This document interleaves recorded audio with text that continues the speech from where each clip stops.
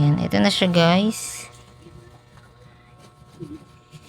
Ayan yung ilalim niya.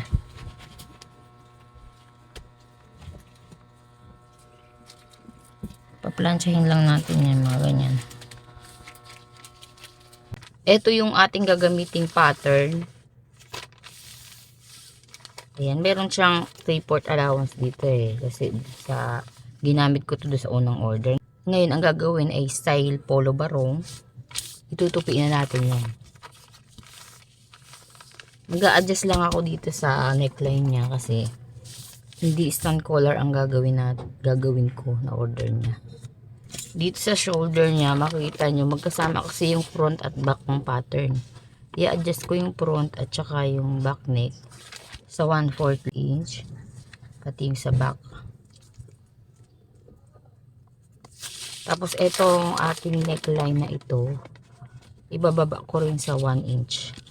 Yung dito lang, kung saan yung dulo dito, ibababa sa 1 inch.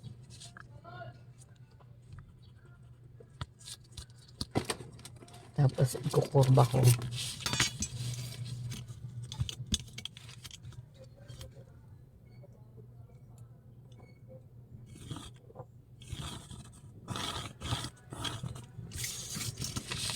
Ayan ay gagamitin kong neckline niya. Itong binaba ko ng 1 inch. Ngayon, tatabasin ko muna siya. Sa pagtabas nito guys, magkakaroon siya ng center fold dito. Kaya ipapatong natin yan na dapat yung tela nakatupi na.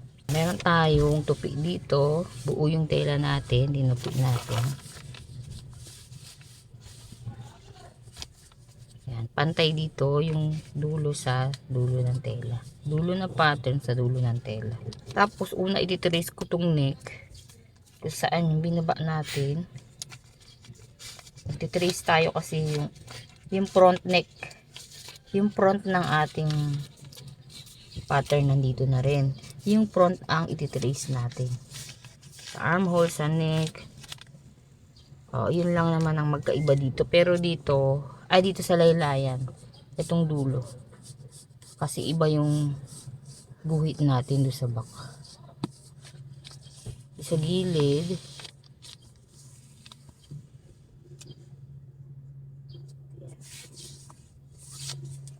Tapos, dito sa side, nilalagyan ko na siya ng allowance. Ayan, minimarking ko na yan. Kasi yung pattern ko wala pang allowance.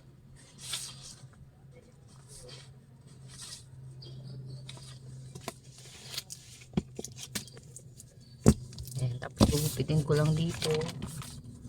Lalagyan ko lang ng konting allowance. Sa neck, mga 1/4 lang. Sa shoulder, 1/2. Dito mga 3/8 or 1/4 lang sa armhole. Ayan, sa side yung minarkihan kong 1 inch na allowance. Ayan yung ugupitin ko. Mamarkingan ko lang din yung may pleats kasi to eh. May slit sa gilid. Slit. Then, tanggalin natin yung pattern. Magmamarking pa tayo ulit. Mula dito sa neck, front neck, ibaba natin yan ng sa 12. 12, then i-marking din natin yung sa 9 1/2. Yan, ito yung sukat ko guys. Doon sa 9 1/2, ipapasok ko sa 1/2 inch. Half. Dito rin sa dulo. Tsaka ko siya ititrace. Yung half na sinukat natin dito, tsaka dito, connect natin siya. Yan. After nyan, open natin para makita natin yung yan. Magsusukat naman tayo mula doon sa ginuhitan natin na tinrace natin ng 1 inch. 1 inch. Mula doon sa guhit natin, magmark tayo sa 1 inch. Then, trace ulit natin. Lumalabas guys, ito yung wrong side. Linawan ko lang yung guhit natin.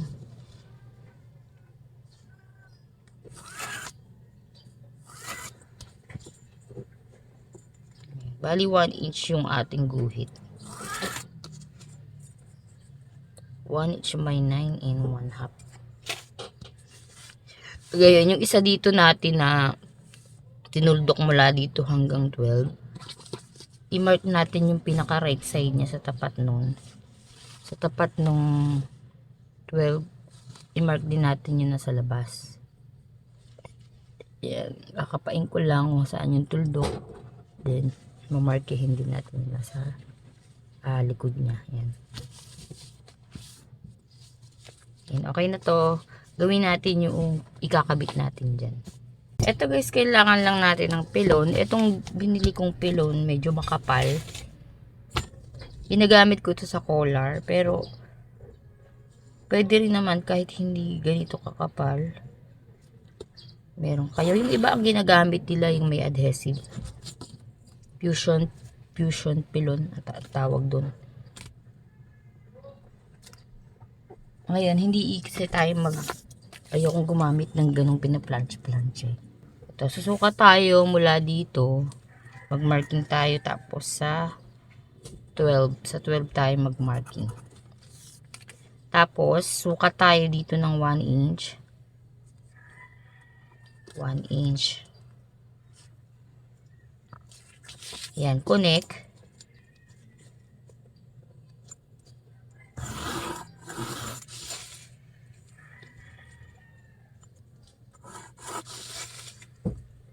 Then, doon sa katabi niya, teka lang. Trace ko lang to kung hanggang saan. Yung 12 and a half. Sa katabi niya, magsukat tayo ng 7/8. Yung 7/8, ito yung 1 inch. Ayan, sana nakikita. Nakikita ba? Yung 1 inch natin, meron siyang 1, 2, 3, 4, 5, 6, 7, 8 na guhit. Yung 7/8, babawasan lang natin ng isang guhit. Hanggang dun yung sukat natin sa susunod. 7/8. Yung 7/8 na inusog natin, isukat natin sa 9 and 1/2 or 9 and 3/4. 9 and 3/4 na yung pinakahaba niya. Tapos dito, i-7/8 din natin. Yan ang i-connect natin. Yung unang 7/8 tsaka itong pangalawa. Yan. Ngayon gugupitin natin yan. Ito yung isa ko, yung una. Ito yung 12 and 1/2 by 1 inch.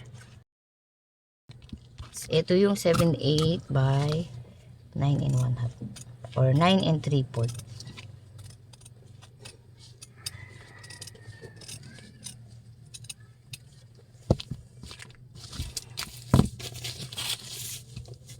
Ngayon, kunin lang natin itong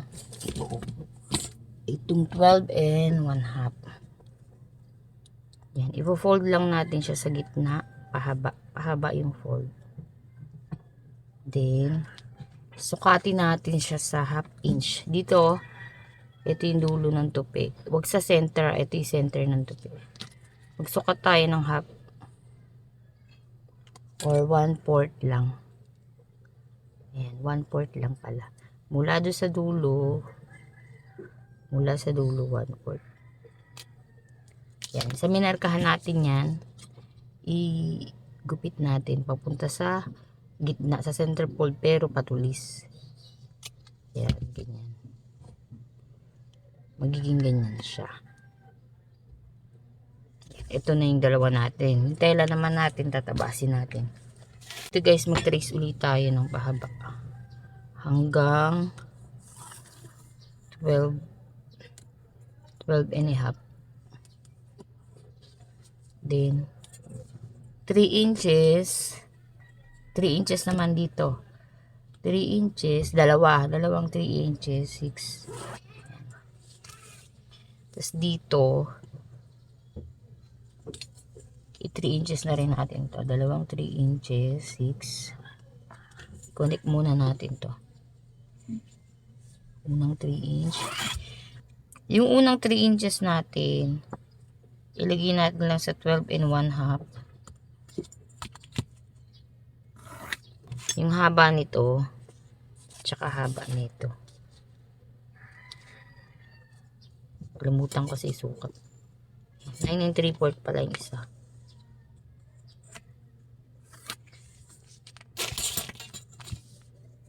Ayan, pitin na natin. Ayan, ito na siya. Para dyan, ito para dito. Pakita ko sa inyo kung paano naman siyang tatahiin. Kunin muna natin ito, mga tinabas nating maliliit. Ngayon,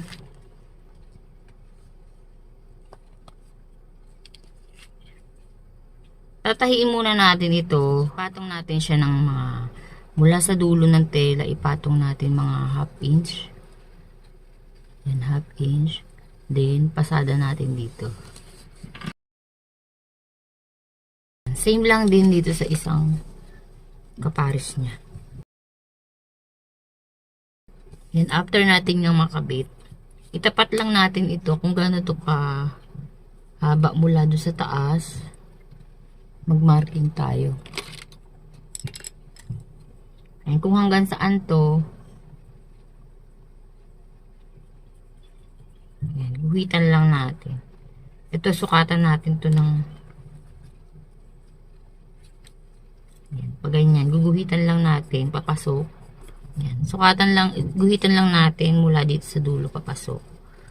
Tapos, itong pelo natin, itumba natin yan dito. Ito yung tela na tahi eh. Yung tela na natin na pinagpatungan na dyan. Tumba lang natin na, idapa lang natin. Then, mula doon sa pelon, guhit tayo dito. 1/2 inch. Diretso pa dito sa dulo ng pelo natin. Mas gupitin lang natin yan.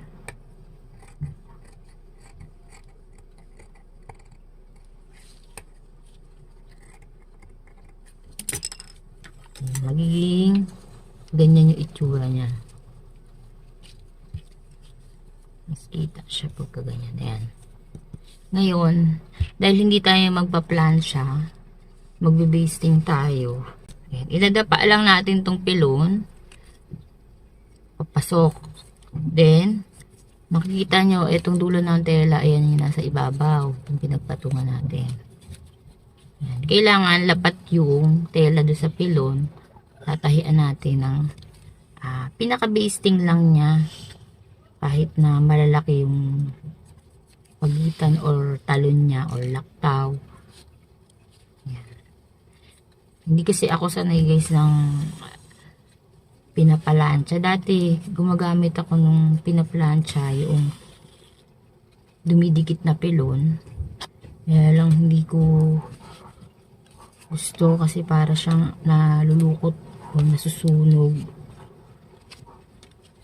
Hindi siya maganda ang pagkalapat. O baka hindi lang ako marunong mamalansya. Pero sa iba, sanay sila na pinaplansya. Yan. Kailangan hagod-hagurin nyo lang para flat na flat yung tela. Lapat sa pilon.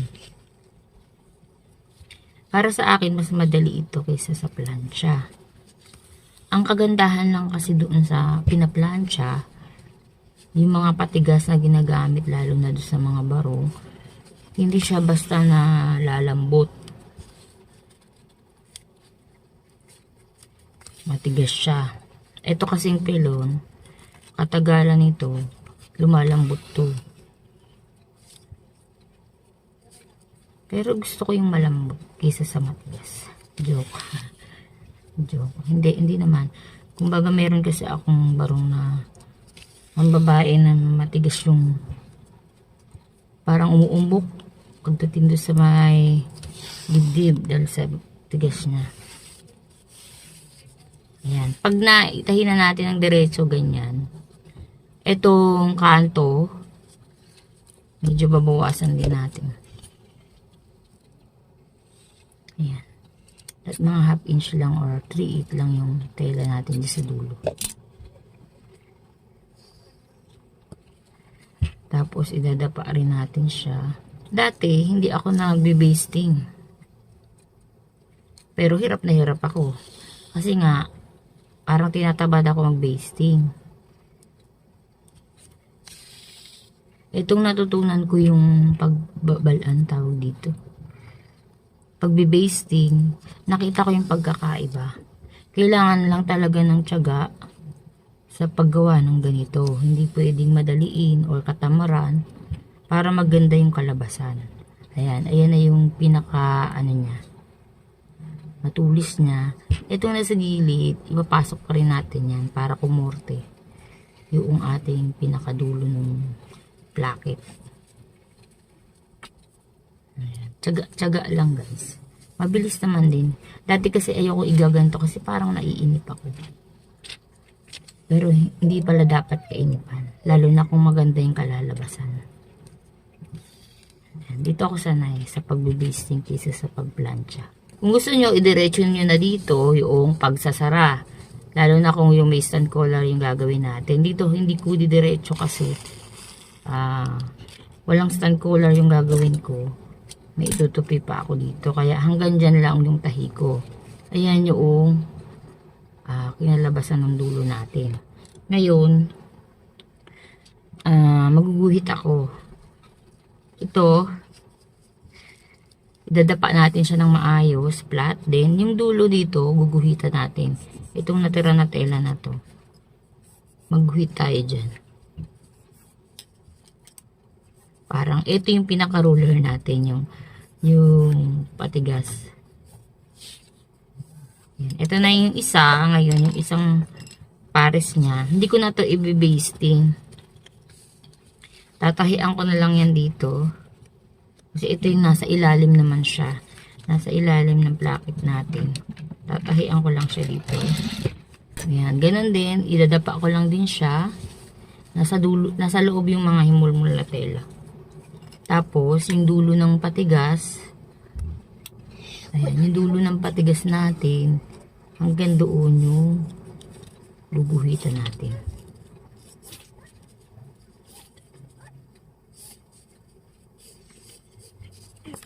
After nyan, dahil wala namang stand collar yung ating placket or barong, ito, itutupi ko to dito.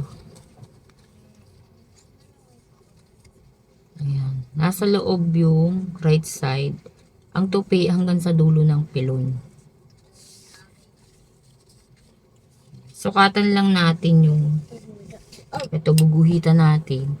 Mula sa dulo ng pilon, mga 1/2 inch, papasadahan natin ng tahi. Napala guys, dapat magkapares yan ha. Ayan. Ito, magkasalubong. Magkasalubong siya pagka dinapa natin sa style natin.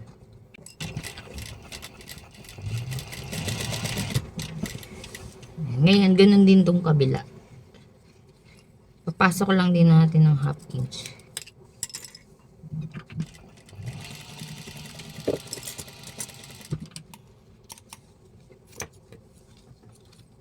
After nyan, yung dulo ng dulo ng tahi, nanat natin or pikete. Gupitan natin hanggang doon sa tahi. Pati itong kabila. Tapos ibabaliktad. Magiging ganyan na siya. Sa style lang to guys na walang stand collar. Or pwede rin may stand collar. Kaya lang style na sarili niyo yun. Okay na siya. Ngayon, ikakabit na natin siya dito sa damit. Ito yung ginuhitan natin, wrong side to. Yan. Ilalagay natin dito yung maigsi. Dito yung mahaba. Pagka panlalaki guys, dapat ang mahaba natin na andito sa kabila. Kaya kung idadapa natin to, dapat sa umpisa pa lang, pang kaliwa yung magawa natin, pang panlalaki. Pag pambabae gagawin nyo, ito sundan nyo. Yan. Meron tayong ginuhit dito. Yan ang itatapat natin pag tinay sa guhit dito. Sisilip-silipin lang natin. O gusto nyo mag-aspile, yan dito, silipin ko lang siya. Itatapat ko yung guhit. Yan. Ilalak ko lang. Then, susundan ko na yung guhit na yan. Itatapat ko sa guhit natin sa ilalim. Hanggang dun to sa guhit natin sa baba. Dito medyo kinapos ako guys kaya iaangat ko lang ng konti. Angat ko lang siya ng 1/4 kahit 1/4 lang. yung guhit natin dito na pahalang. Ilalak na natin dun. Dapat may matira siya dito eh. Ngayon pabalik, ito namang isa. Kailangan naman dito tayo magpapantay. Ayan, pantay dapat ito at saka ito. Ayan, dito i-aspili ko lang para di na siya mag-move. Tapos dito ko mag-i-start sa baba ng tahi. Ganun din, yung guhit dapat magkatapat. And after nyan, itong gitna natin, yung pagitan, makikita nyo yan. Gugupitan natin dyan. Dito na lang tayo sa likod pala. Sa likod, gugupitan natin tong gitna. Yung gitna, yung pagitan ng 1 inch natin na pinatungan natin ng placket. Straight yan sa gitna. Hanggang sa bago dumating dito, guguhitan ko na para masundan. Sa dulo, ito yung dulo ng tahi natin eh. Yan, ito. At ito yung dulo ng tahi. Yung gitna, itaas natin siya ng mga 3/4 inch or 1/2 inch. Ayan. Kasi, hanggang dyan yung gupit natin. Ito, gugupitan natin yan pag ganyan at pag ganyan. Para siyang triangle. Ito yung gitna. Then, gupit. Hanggang dun lang to guys sa ano di ba mayroon tayong hakbang ng tahi. Huwag sa dulo, sa bandang gitna lang niya. Para wag ano tawag dito. Yung tahi natin wag magbusalsal. Ayan. Yung huling tahi na isang hakbang, sa gitna lang nun ang dulo ng gupit natin. Dun lang nakatapat. Ayan, okay na yan. Dito na tayo sa harap. Sa harap, una natin idadapa dito yung maigsi. Ito yung maigsi. Ayan. Ilabas lang natin yung patulis na to sa ilalim. Ito, dapat nakapatong sa ibabaw. Itong, yung dulo ng maigsi natin sa ibabaw. Then, idadapa na lang natin yan. Ganyan. Dito lang tayo magpapasada. Yung dulo ng tela natin, dapat handun sa dulo ng tahi natin, yung unang tahi. Yan. Tapos, 1/16 na tahi lang. Yan. Okay na itong isang side. Dito na tayo sa kabila. Itong kabila, yan, ganun din, idadapa na natin to. Yan, yung dapa niya, or yung dulo rin ng kanyang tela na nakapatong sa dulo ng tahi sa ilalim. Yan, pantay lang siya. Medyo alalay pagdating dito kasi yung nasa ilalim nito aayusin pa natin. Pag sa ganito guys, inaalis ko muna to. Pagdating dito sa tapat na ito, yung tapat nito, inaangat ko muna yung karayong. Yan. Pagkaangat, papasadahan ko lang to ng 1/16 hanggang dito lang din kung saan tayo tumigil dito. And after nyan, pagpapantayin lang natin tong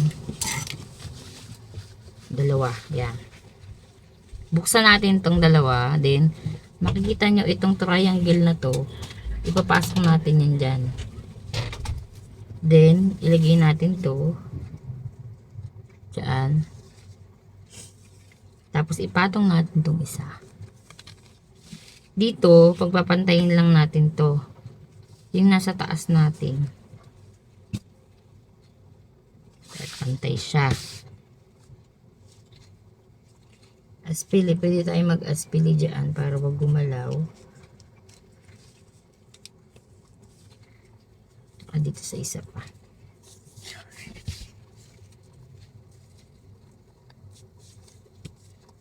Pag halimbawa, hindi naman ganito yung pinaka dulo sa taas ng ng placket. Dito tayo magpantay. Para minsan kasi lumilihis yan pag hindi pantay ang tabas natin sa placket. Lilihis yan. Kaya dapat dito tayo magpapantay. Dito madaling gawa ng remedyo kung tabingi eh. Pero yung ginawa natin, pinantay dito kasi meron tayong sinara dito. Yan, ngayon, pag naaspili na natin, itutuloy natin yung tahi. Meron tayong tuldok dito, yung minarkahan natin. Diyan dapat nakatapat itong dulo ng patriangle natin. Tutuloy natin yung tahi kung hanggang saan tayo nag-stop kanina. Maglalak tayo dun. Lock. Then, dire-diretso tayo dito sa may patulis. Yan. Yung mga gilid na yan. Diyan tayo magtahi. 116 lang.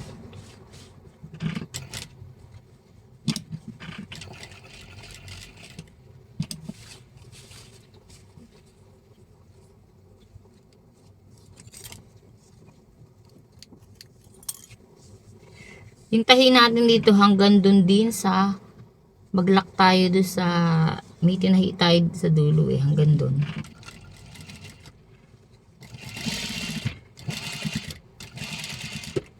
Tapos yung dito, yan, ipahalang natin. Silipin natin sa ilalim yung pinakatinupi natin na triangle. Dapat makain yun ng tahi. Dito, in-adjust ko siya. Yan, maglalak tayo dito, pahalang na.